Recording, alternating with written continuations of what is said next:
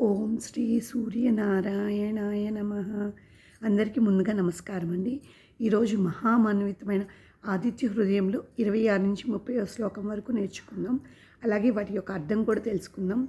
ఈ ఆదిత్య హృదయం అనేది సూర్యుని యొక్క మహిమను తెలియజేసేది. ఈ ఆదిత్య హృదయం మనం పారాయణం చేస్తే మనకి ధైర్యం, శక్తి, విజయం కలుగుతుందని శాస్త్రీయాలు చెప్తున్నాయండి. అలాంటి ఆదిత్య హృదయంని మన ప్రతిరోజు పారాయణం చేయడం వల్ల మనకున్న అనారోగ్య సమస్యలన్నీ తొలగిపోతాయని ప్రతీక అండి.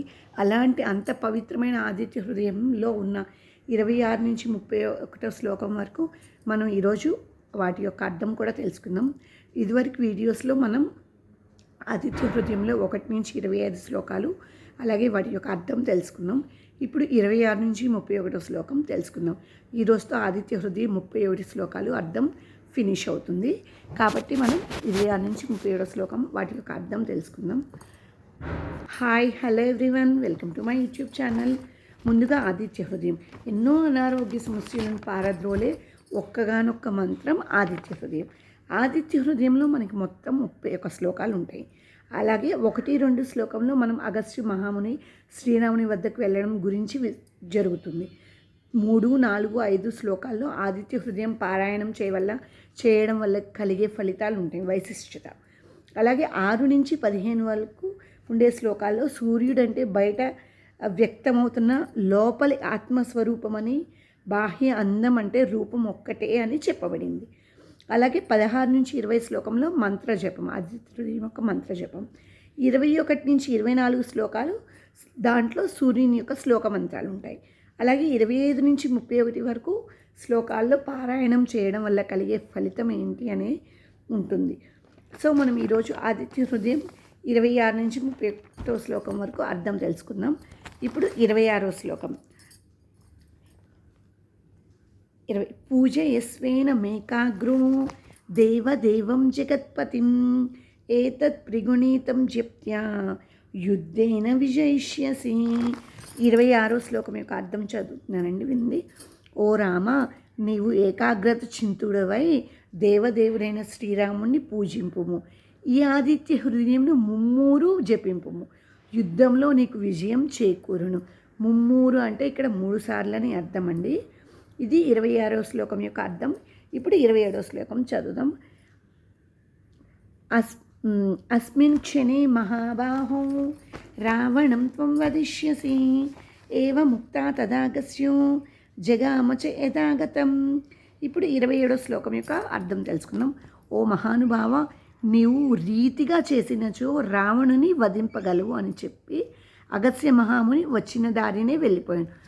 ఆయన ఆదిత్య హృదయం యొక్క మహిమాన్వితం ఏంటి, దాని యొక్క విశిష్టత, దానివల్ల కలిగే ఫలితాలను నువ్వు యుద్ధంలో ఎలా రాణించగలవు అని చెప్పి ఆ ఆదిత్య హృదయం పారాయణం చెయ్యని చెప్పి ఆయన దారి ఆయన వెళ్ళిపోయాడు. ఇప్పుడు 28వ శ్లోకం చదువుకుందాం.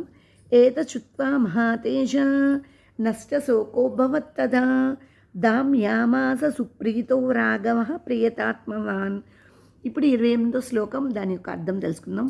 మహా తేజస్వి అయిన శ్రీరాముడు చింతను విడిచి మిగుల సంతోషించి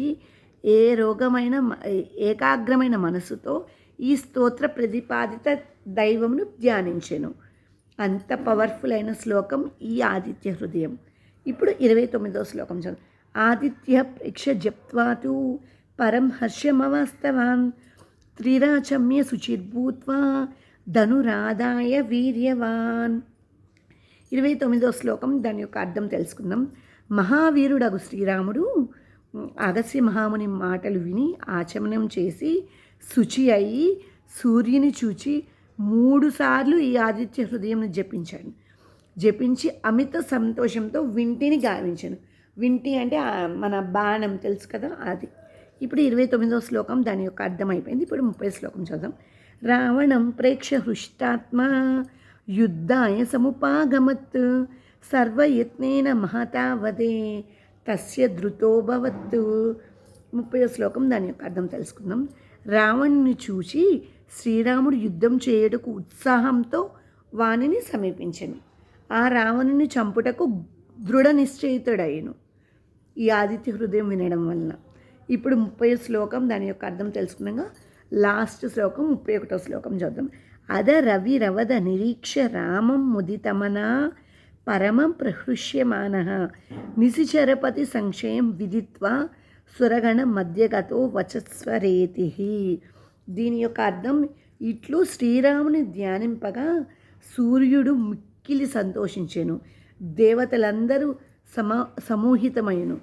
తన్ను పరిశ్రమించి ఉండగా శ్రీరాముని విదితుడైన రావణ్ణి రాక్షసునికి మృత్యువు ఆసన్నమైంది. రామా, నీవు ఆలస్యం చేయమాకు, పోరు యుద్ధముకు అని హెచ్చరించెను మిగతా దేవతలందరూ. ఇలా ఆదిత్య హృదయం సంపూర్ణమైంది. ఓం ఆదిత్య హృదయం సంపూర్ణం. ఈరోజు 26 నుంచి 31 శ్లోకం వరకు అర్థం కూడా తెలుసుకున్నాం. అలాగే ఆదిత్య హృదయం అనేది ఇప్పుడు మనం వేటి వల్ల ఎక్కడెక్కడ మనం చేయగలము అని చెప్పి, ఆదిత్య హృదయం పొద్దునే సూర్యునికి ప్రతి ఆదివారం సూర్యునికి ఆర్ఘ్యం ఇచ్చి ఆయన్ని భక్తి శ్రద్ధలతో సూర్యునికి ఎదురుగా నిలబడి ఆదిత్య హృదయం పారాయణం చేస్తే విశేషమైన ఫలితం కలుగుతుందండి. అలాంటి ఆదిత్య హృదయంని మనం ఇప్పటి వరకు 31 శ్లోకాలు వాటి యొక్క అర్థం తెలుసుకున్నాం. అలాగే ఇప్పుడు ఒక ఆదిత్య హృదయం పారాయణం చేద్దాం.